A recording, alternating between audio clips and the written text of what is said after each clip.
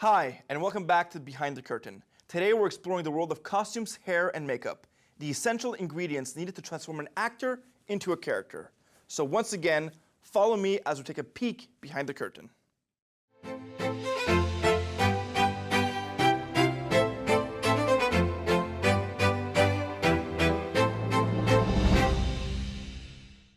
Costumes are a crucial part of bringing a character to life, but they're not always easy to deal with. Behind every costume is a team rummaging through racks of clothes, hours spent sewing, and always hoping that the measurements were right. But that's the magic of costumes. And if it means wearing something totally crazy, like a corset, to help transport the audience into the world of the play, then so be it. That's showbiz. To explain how all this fashion magic actually happens, let's head over to chat with our amazing wardrobe seamstress, who makes it all look so seamless. Hi, Sandra. Thank you for accepting to talk to us today. My pleasure, Matt. Thank you. And also thank you for bringing out a lot of these costumes that you brought out for us to see. So. Well, it was interesting going back. It's like 40 odd years of my life down there. You know, I say, oh, well, I made that and I wore that and I made that. No, so. you found some nice things. This one's particularly very pretty. So, well, how long have you been involved with theatre? Well, Théâtre Saint-Bruno Players, 45 years. But 15 years in England, or longer than that actually, before I came. I've been in theatre for about 70 years. Oh, there we go. Keeping yourself busy. Yeah, out of trouble. And you've been a wardrobe mistress, or still are, I'm getting right. Yeah, wardrobe mistress. Can you explain what that is? My job was to make sure that everything was kept in good order. That, you know, if it had been used on stage, it was cleaned before it came back into wardrobe. If there were any repairs to be done, I would take care of that. Each production has its own costume person, which is not necessarily the wardrobe mistress, but they would work with me.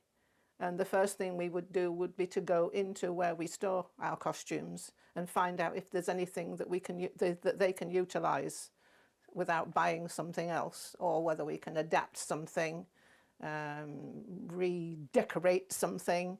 Recycled. Oh yeah, I'm big on recycling. You'll see some of these have had metamorphoses from they're on the third. There we go. Well, you're talking about those. Let's talk about some of the pieces that you have brought up to us. Okay.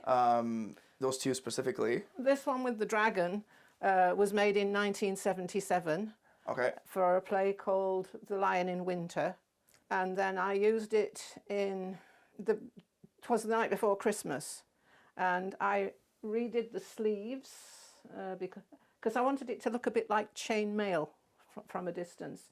So I did the sleeves, and it has an insert here and a helmet hood. Okay. And then the third time it was used, it wasn't long enough for the person who was going to wear it, so I added the red velvet piece on the bottom to make it the right length. The other one, the gold bronze, that was made in 1980 for a pantomime called Queen of Hearts, and it was one of the ladies in waiting. So originally it's the brocade top, and it was a gold satin skirt, which is still under there. Then I used it in Sleeping Beauty for the Queen, so it had to be a bit more fancy. So all this bronzy, sequiny stuff got put in. Sure, yeah. That's all hand sewn in, not each one, I mean by piece. And then I used it in Beauty and the Beast, and it needed to be made younger because she was a young girl. So then I did the lace sleeves and the lace, which is scalloped down the front, and it has a detachable train at the back, which is copper satin or lame and lace. So they've been around a few years. Well, I'm assuming you also have to have a bit of creativity and stuff and an eye to repurpose all these things as well, right? I mean, I'm a fabric junkie. I mean, you know, if I go in a fabric store, I'm like a kid in a candy shop. It's like, oh, look at that. And Peggy and I together, I mean, whoa. I could do that with this, I could do that with that. Yeah, you know? And what if we put that with that? Yeah, so it's useful to have you around for these things. Yeah.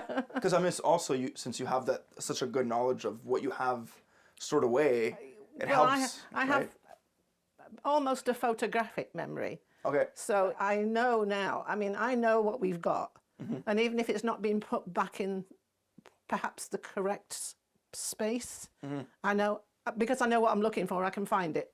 Sure.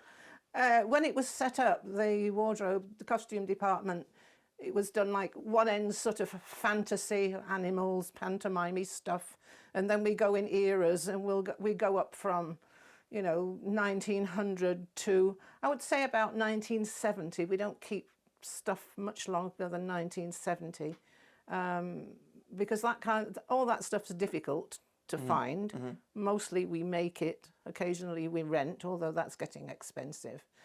Occasionally we do buy costumes, like the nun's habit there that we did a play, one that we did online because it was during COVID, and it was more cost effective to buy it ready-made than to go out and buy the material and start from scratch. So, occasionally we'll buy, but mostly we try and make. And so I know where things are, and all things that, like dressing gowns, nightgowns, they're all in one area, and men's vests are all in one area. Hats are in a different area in storage bins and so forth. So it's reasonably well organised. That's good. Yeah. It's important. How do you properly store and maintain costumes so that they don't get ruined by being unworn for long periods of time, for example? Well, the major thing is to make sure that they're clean before they're put away. They're either dry cleaned, or if they can be washed, preferably by machine, but some we have hand washed, and they're stored under plastic.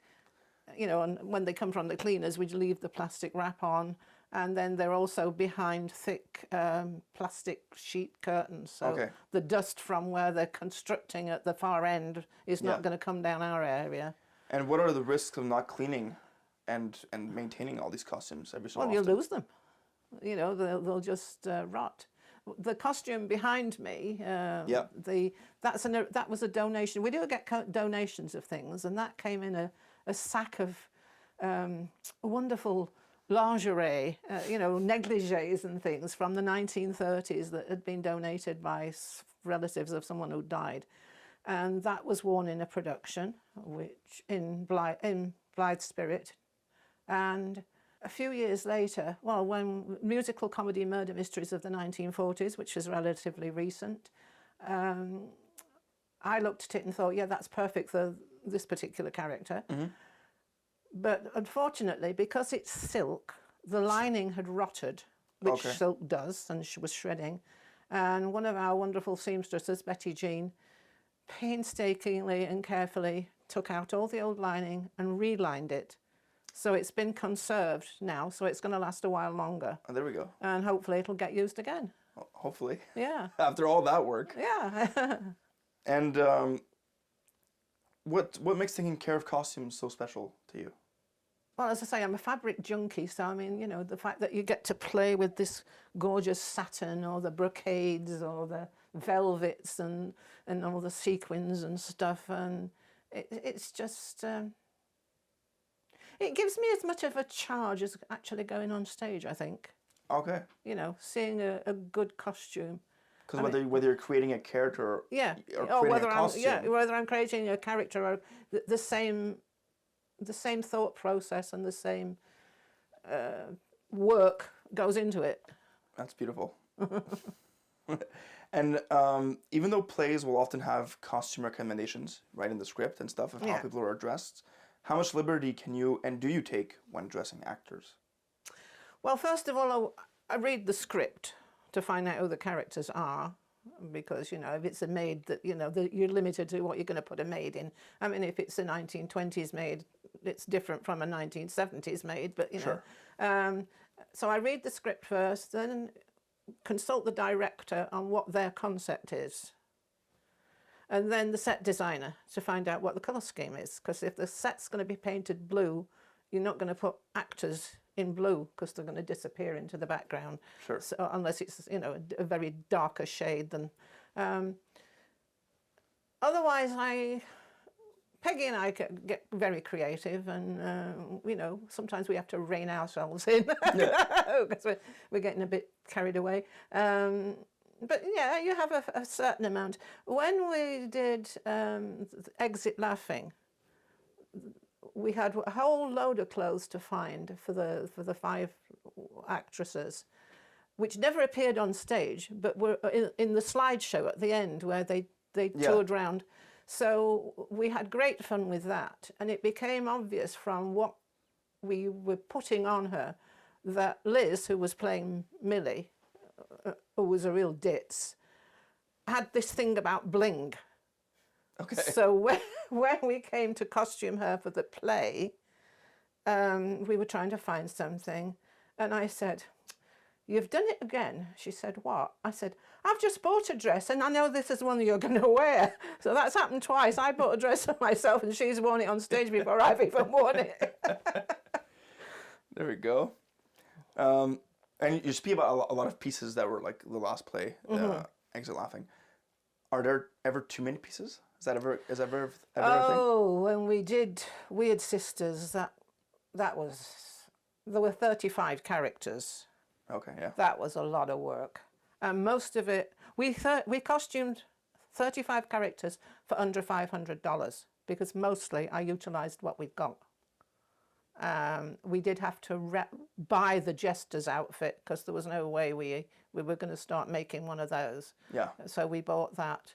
But most of the stuff came from wardrobe, which was either retrimmed or altered in some way. And the thing with Weird Sisters, though, the beauty of it for me was because you didn't have to be totally accurate because it was fantasy. Sure. So you could mix up all sorts of weird and wonderful stuff, and it worked. Yeah. We had all these guards, and one of the helmets is over there, and so it's like, okay, how are we going to do these damned helmets? So I had 5. Some were like Roman helmets. This is a plastic fireman's helmet that had gold tinsel hot glued on it. Hot glues are great. I don't know who invented it, but I love them. And then I found out at the last minute that there was another guard had been added, and I'm thinking, oh. So my husband, who had 2 work hats in the garage, one of them got sprayed gold with tinsel on, so when he works, he looks really cute with that in his goggles. So Fantastic. yeah, that was a lot of work. It got by the end that we'd had enough. We're glad we'd finished. Understandably so. But again, it was the thing that I liked about that was the 3 witches. Yeah. Were all totally different. One was the hippie flower girl, and Liz's character. I could just see her with it was wisps of smoke. So Sure. we used grey, very fine tulle and tacked it around the black costume, so it floated around. And each witch evolved in Danny's ended up with spiders. Hers was, she had spiders all over her. And that just was evolved from talking to the actresses, trying on the outfit, the basic black outfit, or the basic flower power outfit, and taking it, okay, we had this, or that works. And a lot of it sometimes by trial and error. Yeah. But the creative process is fun. Because the costume is part of the character, right? It's It's not just very something much you wear. so. No, very much so. Because, that kind of goes into my next question. Having been an actor yourself and on stage several times, how does a costume help you get into the character you're portraying? Well, the first thing I have to do is find the shoes. I work from the shoes up, because for me, when I've got the right shoes, when I've got that person's shoes, the way of walking determines their body language. And then the costume does help. I've done period things, like 1900, where you're in these. I've actually had to wear a corset, which was excruciatingly awful at first, but it makes you sit up straight. You can't slouch when you're wearing a corset. And if a guy's playing a soldier and you put him in a soldier's uniform, you will get used to it. The war show 20 years ago, and that was all about Canadian soldiers going to war. And the minute we got the uniforms, I said to Marge, who was producing, I said, rehearsal today is going to be absolutely awful, because they're all busy playing soldiers. They've got the uniforms on for the first time. But boy, did they stand up straight. So yeah, I mean, for me, when you're creating a character, it's, you know, you find the psyche of the person and how do they look, and then getting into the dressing room and putting the makeup on and the costume on is when I disappear to the inside and the character comes to the outside, if that makes sense. It does make sense. Well, because We've worked together. I've also, same things happened. You know, Yeah. your posture tends to change, the way Oh, you yes. walk changes. Yeah, the way you sit. Yeah. You know, everything comes together to Yeah, yeah. make what the final illusion project- that you're yeah. creating, that you're Yeah. trying to convince the audience that I'm not Sandra McCallum, I'm, you know, Titania, Queen of the Fairies, or whoever, you know. There we go. So Yeah. it's beautiful, right? Oh Theater. yeah, oh yeah. Acting. It's wonderful. I mean, it's so creative. It's terrifying sometimes. Definitely. But it's something, I remember I was 7 years old and my parents took me to the theatre in England, primarily because they couldn't get a babysitter. And the curtains opened and I was just... And when it finished, I looked at my mum and I said, I'm going to do that. And I did. I was 10 when I did my first play. And look at you now. And now I'm... just had my 80th birthday. There we go. And you're still doing costumes and And I'm still still doing it. working with the theatre. So. Oh yeah, definitely. It's in the blood. And I found out recently I have ancestors who were Irish travelling fair people who ran a fairground. There we go. And one of them was a mime artist in about 1910. And I'm thinking that's maybe where it came from. Maybe. Because nobody else in my family had ever, you know, they were always very... So it all started from that first show you saw. that first play, yeah. Beautiful. Your dreams came true, basically. Yeah. I mean, somebody once said to me, why don't you become professional? And I thought about it for a while and I thought, you know what, it's a very overcrowded profession. And no matter how good you are, unless you get the lucky break, it's a damned hard way of making a living. And so I always thought, you know what, it's a wonderful hobby. Well, it's not a hobby to me, it's a way of life, I guess. Yeah. You know, it's just something that I do and I've always done. It didn't have to be profession for you for it to be enjoyable to you. Oh no. I mean, I worked with a professional director in England in this huge theatre that had a barrel ceiling and a balcony at the back, and he used to sit up there and yell, "Open your mouths! I can't hear a word." So you got trained in how to project pretty quickly. There we go. Yeah. One last thing. Okay. What would you recommend to somebody who would be interested in participating in costumes? Come and try. You know, come and work with us, because I'm not the only person. I mean, you know, there are 6 or 8 of us. My sewing machine died a few years ago and I haven't replaced it, so I farm the machine sewing out, and I get to do all the fun stuff like sewing sequins on and fancy braid and all this. Or gluing. Or hot gluing, yeah. The very important thing, buying stuff from nearly new shops, which we do for present day stuff. Make sure you seal it in a plastic bag and put it in your freezer for 48 hours, because that way you kill any undesirables that might be living in it, like, you know, moths' eggs and things. And that is really very important, because a member of our group had a moth infestation, which took thousands of dollars to clear up. So put them in the freezer, please. That's perfect. Great. All right. Well, thank you very much for your time. Okay, my pleasure. Hair might seem like a small detail, but it's actually a huge part of how a character looks and feels. It can be simple or ridiculously intricate. Hey, what are you doing? We still got more costume stuff to cover. Relax. Peggy handles costumes and hair. I see. Well, she's ready for you when you are. All right, let's go talk to Peggy, master of hair, costume stitches, and everything in between. Right, so hi, Peggy. Thank you for accepting to be here with us today. Oh, my absolute pleasure. So we're going to get right into it. What brought you into working with theater, and more specifically working with costumes and hair? Well, first of all, theater came to me as a teacher. I was an English teacher, and they happened to fill my schedule with a drama class. And with English literature, it's not a far reach, but there was a wonderful teacher there, the drama teacher, who kind of took me under wing. And by the end of the year, I was actually helping him direct and produce the school play. And then from there, I carried on with the second play, Annie, which was a big undertaking, and it was such an incredible experience. This was at Richelieu Valley, and that really got me into theater. It just sort of, pulled me in. I always loved music and dance and performing. I grew up in taking ballet, performing in ballet recitals, and so that part was always there, that love of being on stage and creating something magical, taking a story and bringing it to life. That has always been in my soul.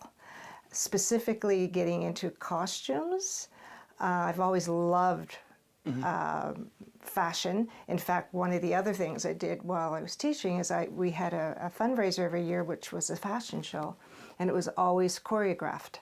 And that became my baby, and we would go out and find clothing in different stores, and we would create scenes around that clothing and with music, and it was like almost a theatrical production. Okay. It blossomed more and more. So it's like improv, but your base would be the costumes, kind of. Yeah. Yes, and in fact, by the end, what we had one that we wrote a script for. It was that the models were taking off on a plane and doing a trip around the world and stopping in different places, and the clothing was appropriate for the place, and we had the sound effects, and we had the captain of the airplane speak. It was just an incredible production, and we had music appropriate to each stop, and they would perform, and then the models would come out. We'd have the runway, the whole 9 yards, and it was. I think that's what really pulled me. All of that from teaching. And then, of course, I was pulled into working in the theatre here in St. Bruno because of our dear friends Marge Trumper and Ron Trumper, because they've always been involved from the get-go, and Sandra and David. And Colin, my husband, actually first was in a role or two, and I was still teaching at the time, and then after I retired, I started volunteering, and the best fit for me seemed to be in costumes. So that's how I got into costumes. Yeah, you got a lot of experience. So I'm guessing to also be in costuming, you have to like fashion, right? You have to have a bit of a heart for it, a feel for it. Yeah. And I love sewing, and I love changing things up and matching things, and so that's always been there as well. Because it's an art in itself, right? And how do you ensure each character stands out compared to the others? Color, texture, all of the things that need to make sure that we all don't blend one into the other. The background of the set is important as well. Flair, if the particular character has more flair than the other, then you might be looking at something flashier or with a cape or with movement to it, where so that it all comes down to color, texture, cut, style, and of course period of the time, the play, and also the definitely the most important thing too, I think, is being true to the character, because if they are flamboyant, if as I said before, that's really critical, that you dress them according to the character they're playing. So I'm assuming you'd also have to go to some of the rehearsals to just get a sense of how each character is portrayed, because you want to show that a little bit in their costumes as well, right? Yes, definitely reading the play, seeing it online as well, because quite often amateur productions are posted, and so you take a look at it and realize, oh, that could be a really interesting outfit, and that's some inspiration and stuff. Okay. Yeah. And you mentioned sewing and modifying pieces. How often do you have to do that? It depends on the production. Okay. A lot of the present day ones are not as difficult. We can usually find clothing, but if they're set in a particular period and time period, that can become a little bit trickier. Or if it's fantasy or, some sort of a witch or a specific type of character. For example, we needed a black dress for the maid, and I couldn't find a black dress that was appropriate. And so I found one that was simple. It was lengthened. We put a white collar on it, cuffs on it, and a white apron, and suddenly it made it. Yeah, yeah. But we try to keep our budget as low as possible. Sure. So go around to all the thrift stores, and if we find a piece of clothing that's appropriate but not completely, but that the bones are good. Mm-hmm. Yeah. That's what we did with quite a few different things. We just, this piece, for example, it's just like you take a basic dress and then you dress it up according to what an add pieces, shorten it, add, flair, color. Well, see, even this one here behind me, I think Sandra mentioned it as well earlier, that a lot of the base is still the old dress, and they've covered it over with other things over the years. Exactly. Like, for example, in Glorious, we took a costume that had, for the angel, we took a costume that had been there before as, I think it was a princess. It was a white dress, and added the fluff on to make it more, sort of more, more like it was heavenly almost. And the wings were bought, but they were added onto the costume. And then I added tooling because it needed to be very full and soft. So this basic dress suddenly changed completely by adding other tissues and materials to it. And it just, we recreated a costume from an existing costume. And that's what we do to save money quite often. I mean, that's what's fun with recycling, right? Definitely. Give you a new life. Yeah. You mentioned that the maid's dress was hard to find. How challenging can it be to find everything you need for production? Quite. Yeah. Yeah, it can be quite. Well, for example, the headdresses. Yeah. I'm going back again to Glorious because that one was a very challenging production. I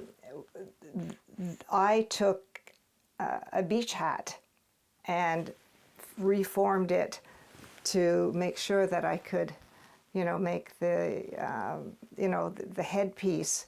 And I took a basic man's hat, cut the brim off to make the bird cage headpiece that was in that production, and built it up layer by layer with tooling and also in the, I'm trying to think which ones too, we made all sorts of headpieces for fascinators for one of the productions, and that's the kind of thing I really love. I just grab bits and pieces, and similar to the piece that's over there, I didn't make that one, but that's the kind of thing. You take a basic form that you could have lying around your house, an old hat, and you reconstruct it and you add onto it and you create what you need to bring out the message of the headpiece. It's nice. It's nice to hear you talk about this. It's like something you're passionate about, so it's fun. Oh, it's fun that you give new life to certain things, right? And repurpose them, and like what you had at first does not look anything at all with what it looks at the end. But that's the fun of it, right? Yeah. So, yeah. Well, kind of going into my next question, how much freedom do you have in designing or picking out items or costumes, or does everything have to go through the director? It depends on the director, but Okay. I would say the director always has the first and last say. Yeah. They will give us sometimes very specific directions if they know exactly, they've got a vision of how they want everything to look, and then we work to that. Sometimes it'll just be, here are the possibilities, come back to me with those possibilities. because we're always in and out of the practices and trying on costumes, and then the director gets to take a look and say yes or no, and Okay. you know, so the director has to find, and rightly so, because the production has to come together with the vision that the director has. Of course. So there's it depends, and it's very collaborative though. Okay. I have to say that, you know, Okay. there's a lot of what one thought would work sometimes doesn't work, and after much discussion and sometimes negotiations, you know, you come up with a final decision, and everyone's happy. That's the important part. Yeah. Now we're going to change a little bit direction. We're going to go into hair, because I know you're also into hair. Tell me a little bit about your approach to hairstyles and how you go about knowing what will look best on stage. Okay. Well, I've always liked hair, dealing with hair. I used to cut everybody's hair in my family when I was a teenager. I was very brave because I was never trained, but I just did it, and it's just been something that I've always done. And I, you know, do people's hair if they need to go somewhere. It's just a passion.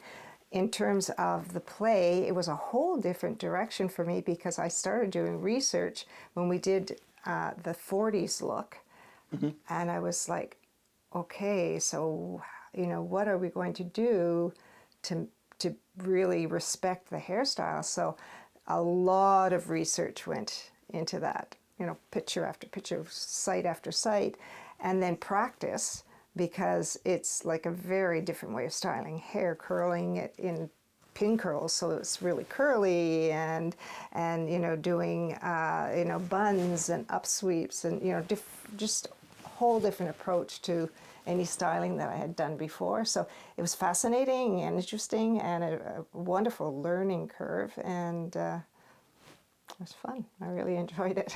So like you mentioned, you have to do a lot of research to try and get accuracy, I'm guessing, because you want to try and Yeah, get you accuracy. take the skills that you have. Like I would look at how to make, you know, the you know, that the beautiful waves that were in the you know, and I'd look Murders? at it, yeah. Yeah. And I think, you know, how am I going to do that? And practiced it, and then realized it's just a different way of handling hair, and yeah. So. And now you know. And now I know, yeah. But the research was definitely a big part of it to get there. And how important would you say is a hairstyle to a character's appearance, including as well as the costume, obviously, but the hair must also help get you into character, put people into character. I believe so, and especially in period pieces, and you know, like it really has to be an integral part. Also, the character's personality. You know, if they're a wild, crazy person and their hair has to reflect that, then that has to be the look. You know, if they're a very conservative, sedate person, then that has to be the look. So I think hair plays a really important role in, and sometimes you have constraints, like if a person has short hair and the character needs long hair, then, you know, like, okay, what do we do here? We might have to resort to using a wig, because it is an important, it's mentioned in the script, there's some, you know, it's obvious that we need to change the look. And is it easier to work with, let's say, a wig compared to real hair, or would you prefer to using real hair? I'm guessing real is best. It depends on the person. Some people's hair is really easy to work with. Wigs are that's a different art. So to answer your question, I really prefer working with Real hair. real hair. Okay. I can always, you know, feather it, make it fuller or whatever. But with wigs, you have to set them in, and it's not easy, in such a way that they don't look like they're sitting on top of the person's head. That they're really part Look of natural, them. yeah. And it looks natural. Yeah. I'm assuming a lot of these answers also go with facial hair as well, because you want to also try and be accurate to the time period. Yeah. Yes, definitely. And if you had to add a beard, for example, it's so important that it doesn't look like it's Fake. fake, you know. And I remember working with making a beard or I'm trying to think of his name right now, I've forgotten, a young man look older, and it doesn't matter who, one of the characters, and he grew some, he wasn't wearing a mustache, or didn't have a mustache, but he started to grow a mustache for the part so that he'd look a little bit more mature, and we had to darken it with the mascara. Okay. To make it show, because he was quite fair. Yeah. And so, you know, the whole purpose was to try and make him look older, but it didn't show from, you know, so it was, but yes, the more natural, you know, and yeah, you sometimes just have to do that and hope that it looks good. And how often does the final look differ from what you had in mind? Or are you pretty successful in bringing your visions to life? Most of the time, because it's a slow process, you know, it's trial and error, so you decide on something, and then as you're trying it out, you go, no, that wasn't quite the look we were after, even though we thought on the hanger that that's the look, or the hairstyle, and so you change gears, and you keep going until, and adding, and then usually it's pretty close. We haven't had, I'm trying to think of any time that a character's whole look turned out differently than what you had envisioned. What we had envisioned, yeah. I think most of the time we're pretty, with it, given our constraints money-wise and whatever, being amateur theatre, I think we're pretty successful. I'm assuming it helps that you have fittings, you know, to make sure things work. Definitely, yes. Right? Because if it didn't work, you don't want to know the day of. You want to know beforehand. We shop and gather and go to our reserve costumes and check everything out, pull, try on, borrow from people. Quite often somebody will have a tuxedo that can be used, and, you know, personal clothing that can be used, and it just fits the bill. And you know, we go through and sometimes we get the right look, but it doesn't fit, so we have to let the pants out, or take them in, or shorten the sleeve, or, you know, like that kind of thing. That's all part of the process, and it helps that, you know, if you sew. Sure. So we spoke with Sandra earlier. How was it working with her? For someone who has I think it's 40 years worth of experience? A lifetime of experience, absolutely fabulous, because you can just, you know, first of all, we get along so well, so we just sort of fell right into working together. We have the same expectations, and then her volumes of experience just, you know, made it so wonderful. So absolutely fabulous. It's a beautiful collaboration. Yes, it definitely is. And what would you recommend to anyone interested in working in costumes? Or someone let's say someone would be interested tomorrow, and you would take them under your wing. What would you recommend to them? Any tips?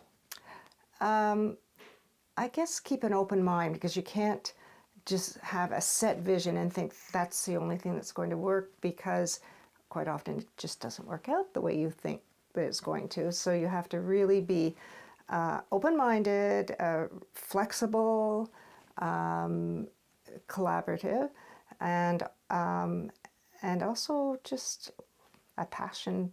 You need a passion for theatre and for making your visions come to life. And fashion, I'm assuming, a little bit as well. And fashion, yes, you have to be able to spend hours and hours looking and hunting for bits and pieces and figuring out, oh, that would go with this part of the costume, and, you know, this, like, just that whole love of fashion. If you don't like shopping or rooting around for things or sewing or spending hours and hours doing it, then maybe it's not the best fit. It's trial and error also, right? Yes, so, yeah. And you can also grow to love it the more you do it. Of course, like anything else, right? Yeah. So, all right, well, I think that goes around everything. So thank you again for your time and being with us today. My pleasure.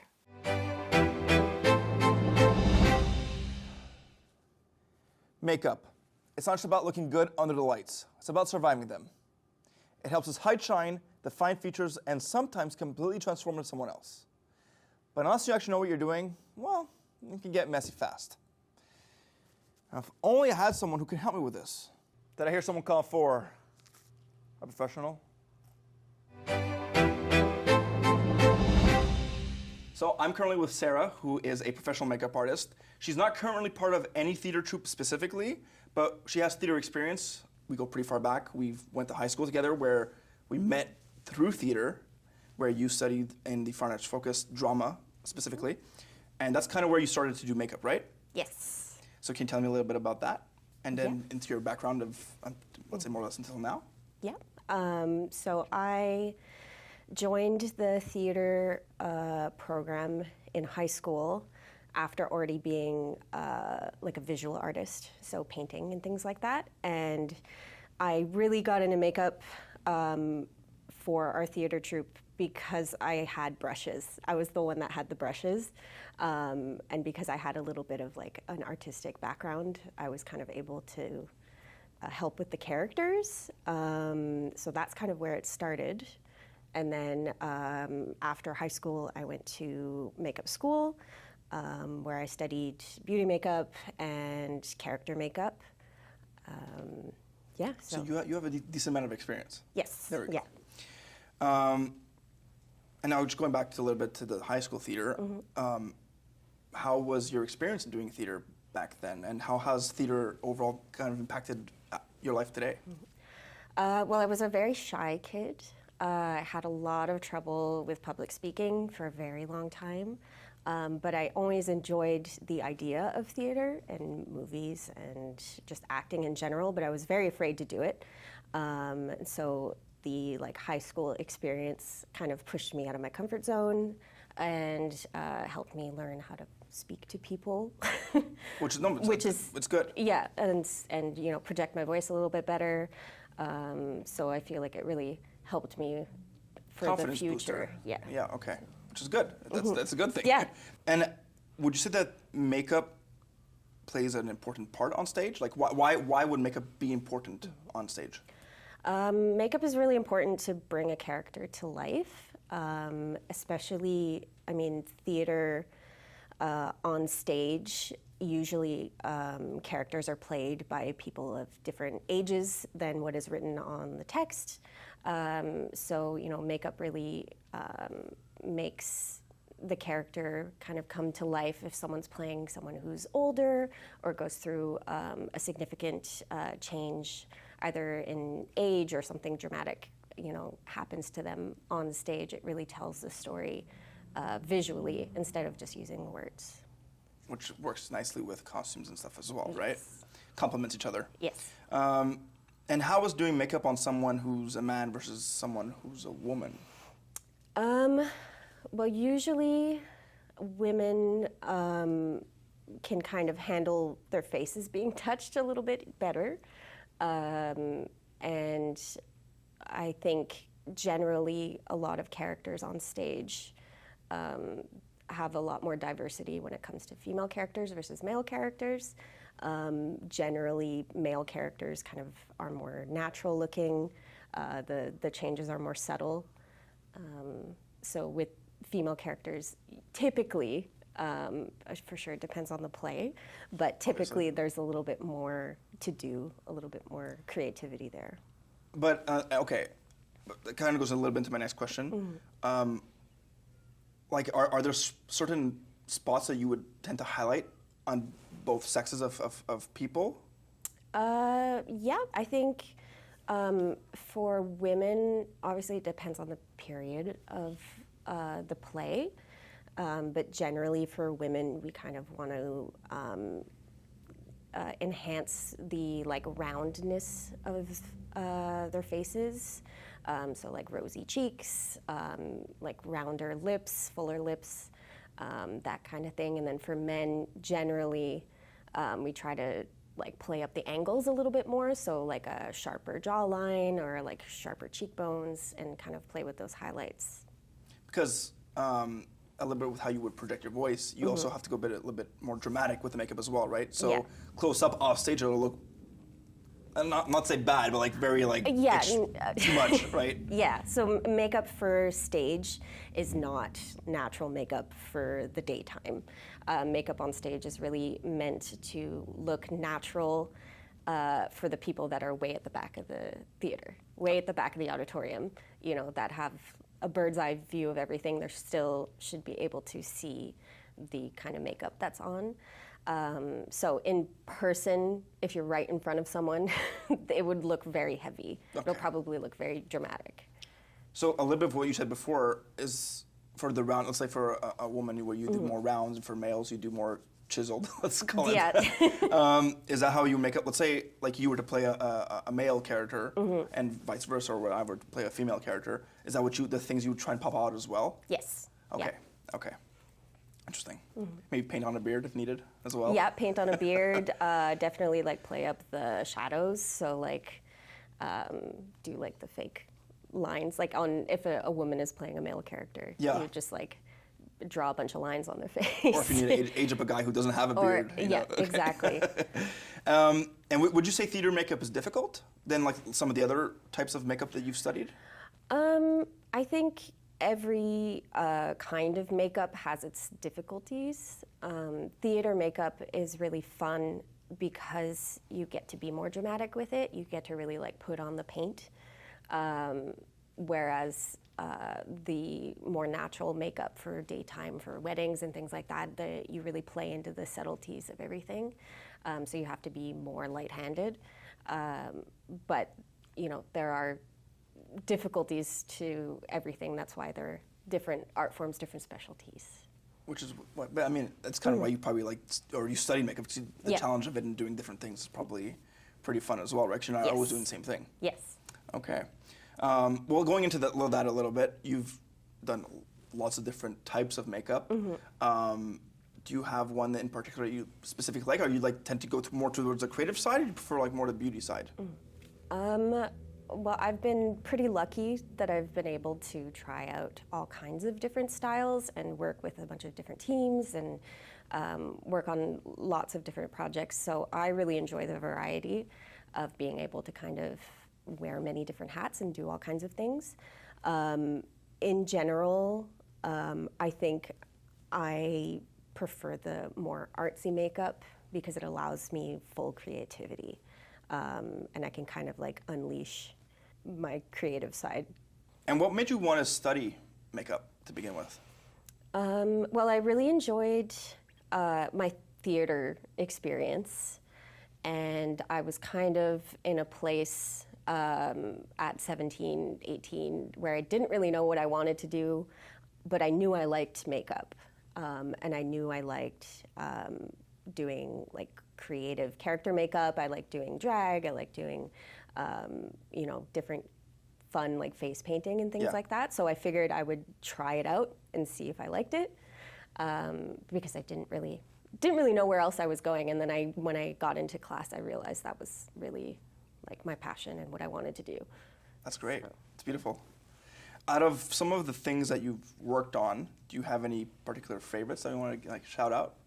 My favorite project that I worked on was probably a photography set that I did a few years ago, where we created these royalty kind of characters. We had like a queen and a princess and a king, and that was kind of like my personal project that I got to work on, and it was published in a magazine, which was really fun.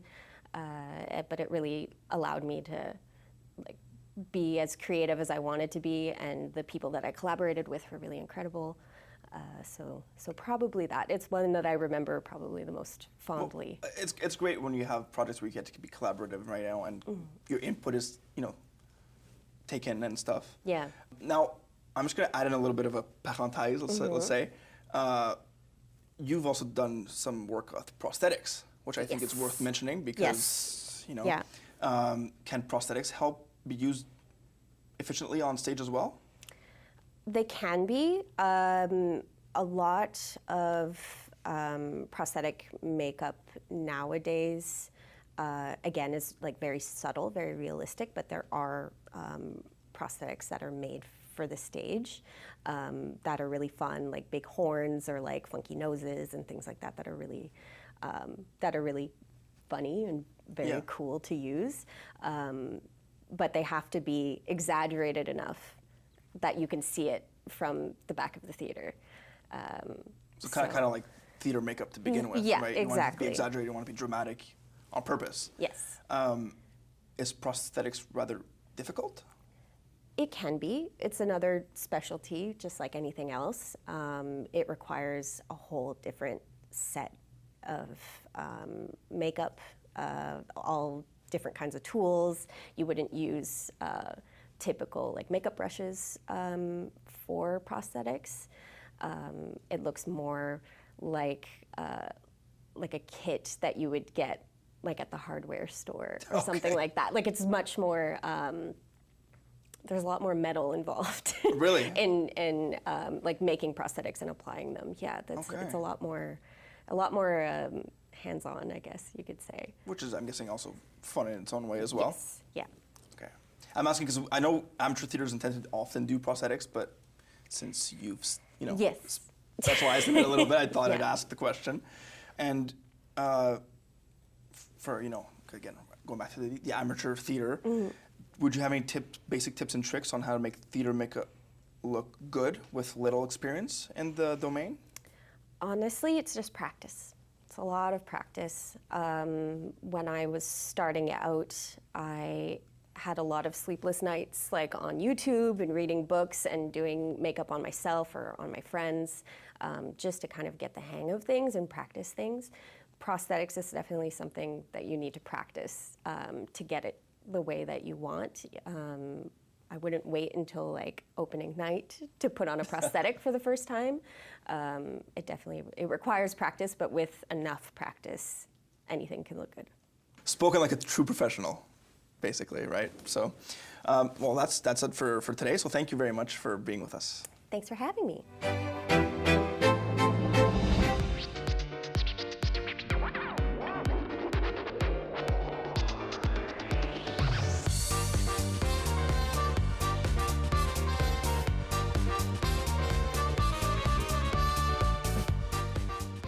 So there you have it. Costumes, hair, makeup, all coming together to completely transform a person into their character. Now I know what you're thinking, this would probably look better without the beard, and maybe you're right. But hey, I'm not getting paid enough to shave it all off just one episode. And besides, it looks fabulous. So with that said, until next time, bye.